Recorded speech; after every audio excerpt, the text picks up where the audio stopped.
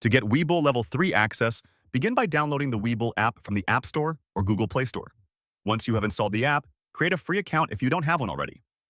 Follow the prompts to enter your personal information and verify your identity. This process may involve submitting identification documents, so ensure that you have those ready. After successfully creating and verifying your account, log into the Webull app. Navigate to the menu and find the section for account settings or account types. Look for information on upgrading your account. You will typically see options for different levels of trading access, including Level 2 and Level 3 trading. Select Level 3 to begin the application process. To qualify for Level 3, you may need to meet specific criteria. These can include having a certain amount of equity in your account or demonstrating experience in trading. Be prepared to provide any required information. Once you submit your application for Level 3 access, it may take some time for Webull to review your request and grant approval.